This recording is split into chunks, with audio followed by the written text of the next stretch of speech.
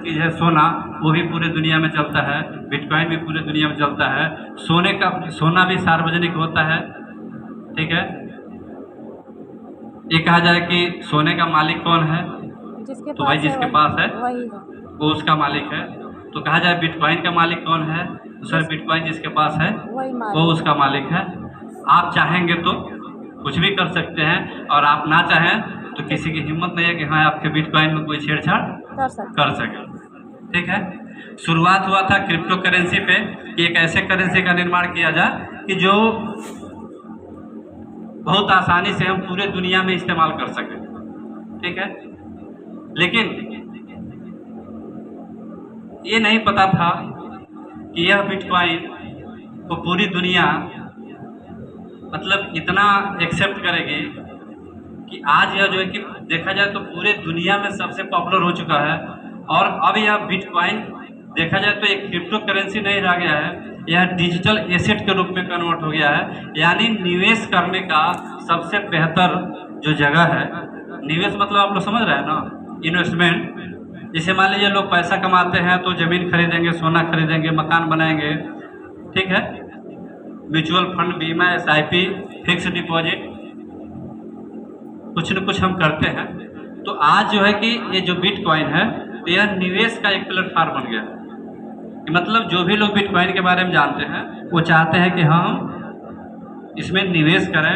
तो यह जो है कि डिजिटल एसेट हो चुका है। अमेरिका के जो अर्थशास्त्री हैं, आप सब लोग नाम सुने होंगे, रॉबर्ट T. कियोसाकी, ठीक है। तो उन्होंने इसको डिजिटल गोल्ड का नाम दिया है, ठीक है। अपने वहाँ भारत सरकार इसको डिजिटल प्रॉपर्टी मानती है, और डिजिटल प्रॉपर्टी मान करके टैक्स भी 1 जुलाई 2022 को सरकार ने लगा दिया है, ठीक है। अभी प्रधान जी यहाँ पे बात कर रहे थे रजिस्ट्रेशन वगैरह का, ठीक है। तो चूंकि जितने एक्सचेंज है जहाँ से काम होता है, तो भारत सरकार भी सारे एक्सचेंज को अपने वहाँ रजिस्टर्ड करवा रही है, अच्छी बात है। और जब रजिस्टर हो जा रहा है तो अभी 2 विभाग में भी लड़ाई चल रही है कि इसकी मॉनिटरिंग कहाँ होगी। तो सेबी मांग रहा है कि हमारे हाथ में होना चाहिए, और RBI कह रहा है मेरे हाथ में होना चाहिए। लेकिन अब यह गवर्नमेंट के हाथ में है कि हाँ वो किसको देगी, क्योंकि ये थोड़ा सा सबसे हटके है। लेकिन जहाँ तक हमारा केस है कि हो सकता है कि जैसे मान लीजिए पूरे विश्व में, चूँकि पूरे विश्व की जो सरकारें हैं वो सब जो है कि उस वहाँ के शेयर मार्केट में इसको जगह मिली है, तो हमें भी उम्मीद है कि अपने वहाँ भी शेयर मार्केट में बिटकॉइन आएगा, ठीक है। तो जैसे देखिए जितने लोग नए आए हैं, मैं ये कहना चाहूँगा कि सर सबका सपना होता है कि मैं कुछ ऐसा करूँ अपने ज़िंदगी में कि हमारी ज़रूरत की जो भी चीज़ें हैं वो हमें पूरी हो सके, ठीक है। बहुत सारी चीज़ें हैं, शुरुआत होता है, जैसे कहा जाता है कि ज़िंदगी चलाने के लिए पहले के लोग कहा करते थे, अभी किसी ने बोला था कि रोटी कपड़ा मकान, ये हमारी बेसिक चीज़ें होती है रहने के लिए, ज़िंदा रहने के लिए, ठीक है। कि रोटी चाहिए, तन ढकने के लिए कपड़ा चाहिए, और छुपने के लिए मकान चाहिए, ठीक है। तो ये बेसिक चीज़ें होती है। लेकिन हमारे देखने से देखा जाए तो अभी यही चीज़ें लगभग 80 से 90% आबादी ऐसी है दोस्तों कि जो यही रोटी कपड़ा मकान एक अच्छे तरीके से सर्वाइव नहीं कर पा रही है। उसके बाद आ गया एजुकेशन, क्योंकि हम सभी के बच्चे हैं तो हर माँ बाप का सपना होता है कि हमारे बच्चे अच्छे से अच्छे स्कूल में पढ़ें, ठीक है। अगर हम सरकारी विद्यालय में पढ़ा रहे हैं, ठीक है, या मान लीजिए किसी कॉन्वेंट में पढ़ा रहे हैं, और अगर छोटे विद्यालय में पढ़ा रहे हैं, तो अगर किसी के बगल वाले का लड़का मान लीजिए, ठीक है, अगर जयपुरिया में जाकर पढ़ रहा होगा तो जरूर मन में होता होगा कि काश हमको भी भगवान ने अगर दिया होता तो हमारे भी बच्चे उस कॉलेज में पढ़ते, ठीक है। अगर बगल में किसी के वहाँ अच्छी गाड़ी आती है तो ऐसा नहीं है, सोचते सब लोग हैं, ठीक है। सपना सबका होता है दोस्तों, जरूरत सबकी होती है,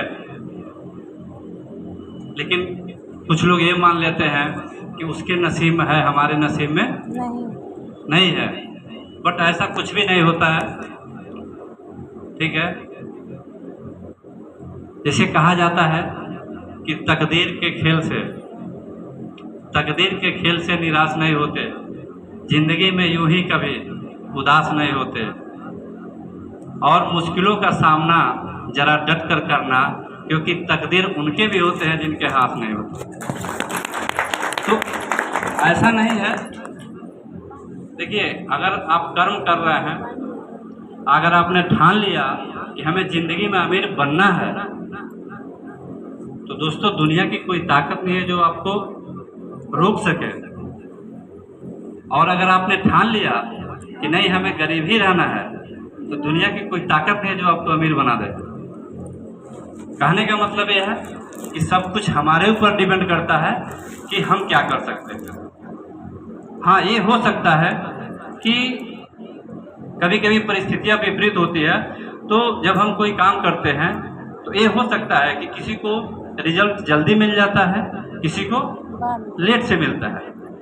कोई फेल होते होते 50 साल की उम्र में सफल होता है, और कोई नसीब वाला होता है तो थोड़ा सा 25-30 साल की उम्र में ही कई संजोग से अगर अच्छा रास्ता मिल गया, अच्छा प्लेटफॉर्म मिल गया, तो पहले ही झटके में मान लीजिए हो जाते हैं। लेकिन एक कहीं न कहीं जैसे कहा जाता है ना कि एक आध अपवाद होता है, लेकिन रियलिटी यही है कि हर सफल इंसान,